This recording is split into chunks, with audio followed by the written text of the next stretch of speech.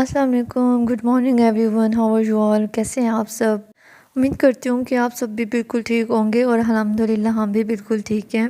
Week जो days होते हैं ना, तो उसमें तो चलो बंदा बिज़ी होता है, बट वीकेंड में ना थोड़ा सा टाइम निकल आता है। तो आज फ्राइडे का दिन था, तो मैं निकली थी थोड़ी सी वॉक के लिए। बच्चे जो है ना वो पार्क की ज़िद कर रहे थे, तो बच्चे वहाँ पे फ़हीम उनको लेके ठहरे थे स्विंग्स पे। तो मैंने सोचा चलो इतने टाइम में ना मैं इतनी सॉफ्ट सी जगह में ट्रैक बना हुआ था, वॉकिंग ट्रैक, तो आई थॉट के वॉक की जाए। तो बहुत मज़ा आ रहा था क्योंकि ठंड की वजह से ना हम लोग घर से बाहर निकल ही नहीं रहे थे। अब फ़ेब में ही यहाँ पे हमारा वेदर जो है ना इस्लामाबाद का कुछ ऐसा होता है कि जब हम बच्चों को लेके बाहर निकल सकते हैं, अदरवाइज़ बाहर निकलना बहुत टफ़, बहुत इम्पॉसिबल होता है।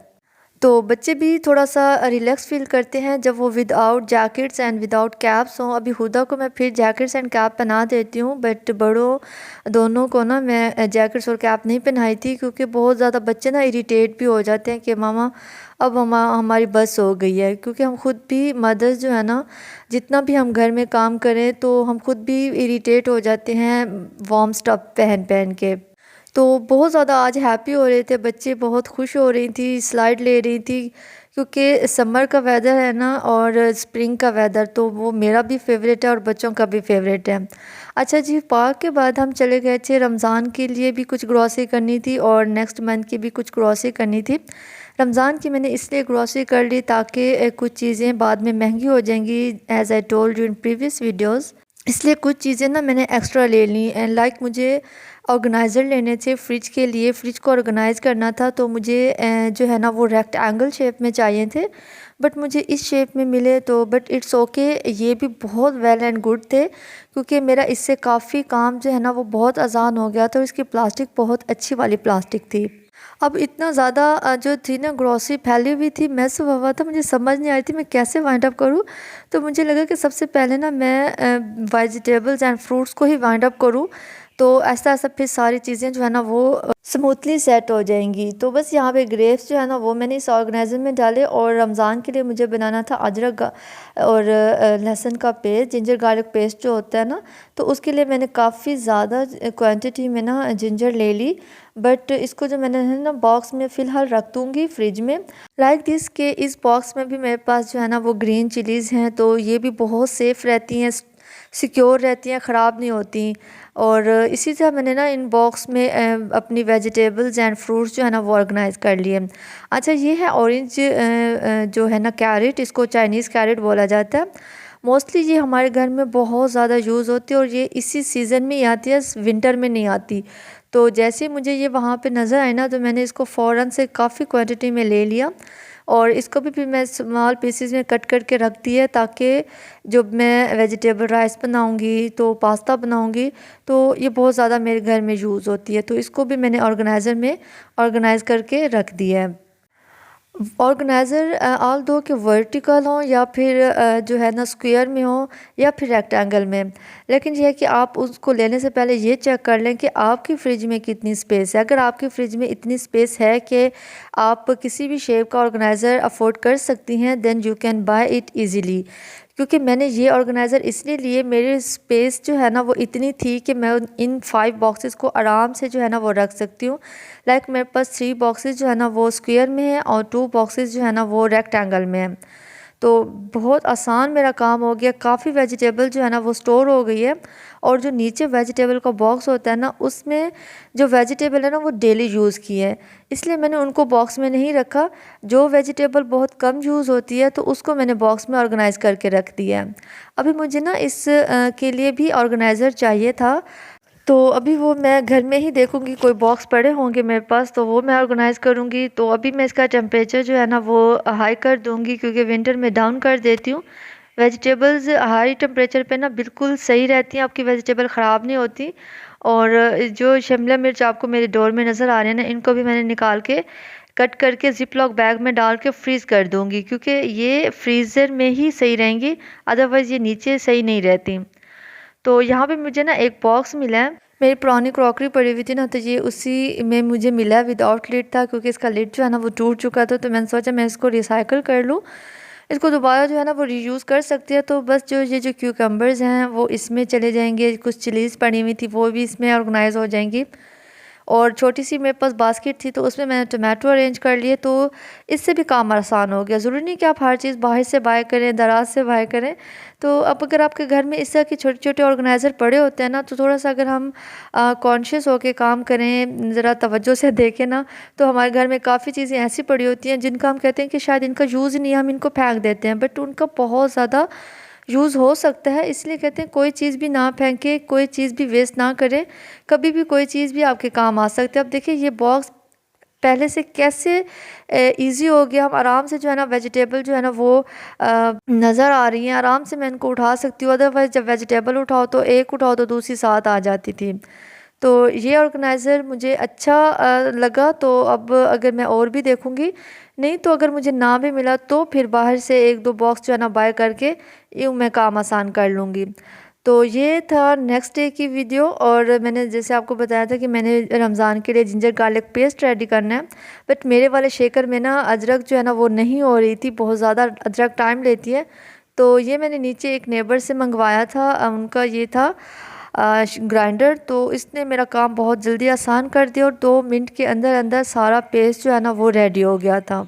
यही छोटी छोटी चीज़ें होती है ना, अगर हम इनका ख्याल करें ना तो हमारी सेविंग्स भी हो सकती हैं, हमारे हस्बैंड की पॉकेट भी हैवी नहीं हो सकती।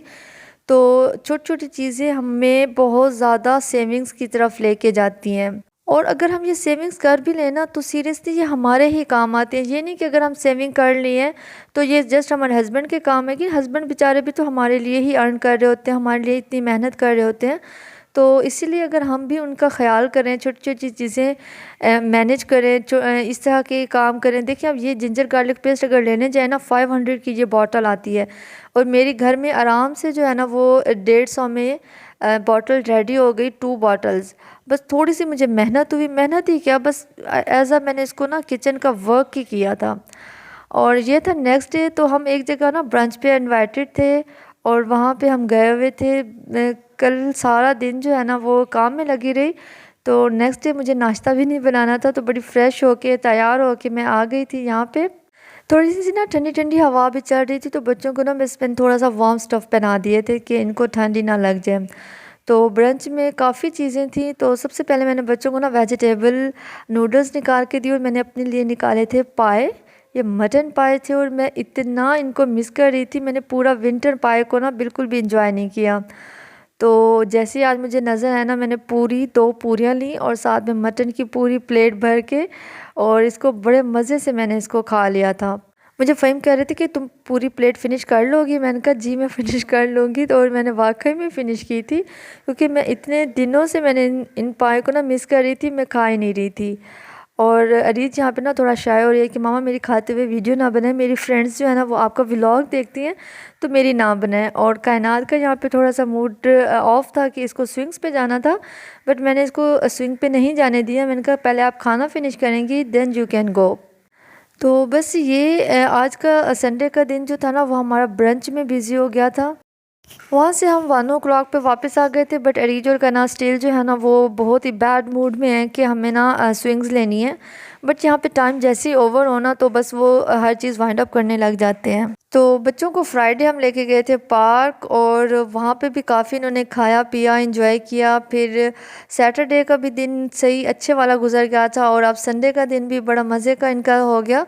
तो चलो ये काफ़ी टाइम बाद जब बंदा निकले ना तो अच्छा लगता है, बट डेली डेली भी अच्छा भी नहीं लगता, और बच्चों के लिए भी ठीक नहीं है, क्योंकि फिर बच्चे बाहर के खाने की ज़िद करते हैं। अच्छा ग्रॉसरी में ना मेरे पास लास्ट जो है ना ये बेसन रह गया था, जो कि मैंने काफ़ी क्वांटिटी में ले लिया था रमज़ान के लिए। बट इसके लिए भी मुझे सीरियसली बॉक्स नहीं मिल रहा था, तो मेरे पास ये स्टील का बॉक्स था। स्टील का बॉक्स मैंने इसलिए प्रेफर किया है बिकॉज़ स्टील का बॉक्स में ना बेसन हो, चाहे आप किसी भी किस्म का कोई फ्लोर रखें, मैदा रखें, आटा रखें, तो ये सीरियसली बग्स फ्री रहता है।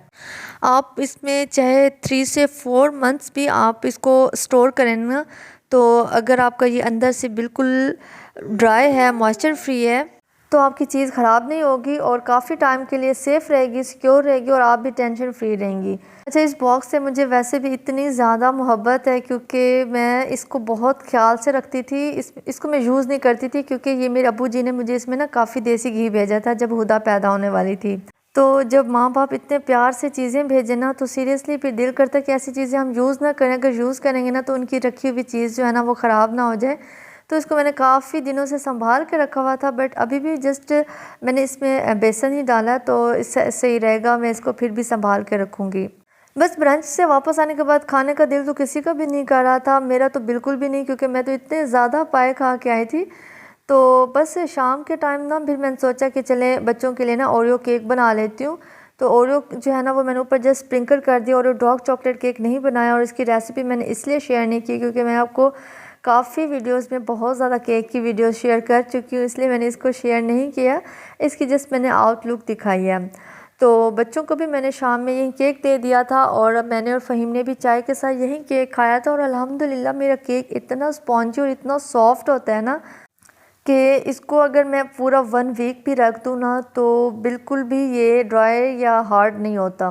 तो ज़्यादा से ज़्यादा मैंने इसके ऊपर ना चॉकलेट सीरम को डाल दिया था, ताकि बच्चे जो है ना वो मुझे कह रहे थे डार्क चॉकलेट ओरियो केक बनाए, but dark chocolate Oreo cake का मेरा मूड नहीं हो रहा था। मैंने सोचा बस ऐसे ही बना लेती हूँ, और बस इनको मैं ऊपर से चॉकलेट सीरम जो है ना वो डाल के दे दूँगी।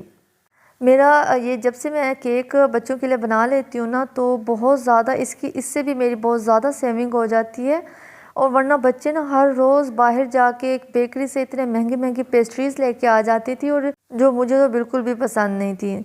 तो बस आज का व्लॉग मैं यहीं पे एंड करती हूँ। होपफुली कि आपको अच्छा लगा हो तो लाइक ज़रूर कर दीजिएगा, फीडबैक ज़रूर दीजिएगा, कमेंट ज़रूर कर दीजिएगा। इंशाल्लाह नेक्स्ट एंड क्रिएटिव कंटेंट में फिर से मिलेंगे। कुछ भी अच्छा लगा हो ना तो ज़रूर बताना। टेक केयर एंड अल्लाह हाफिज़।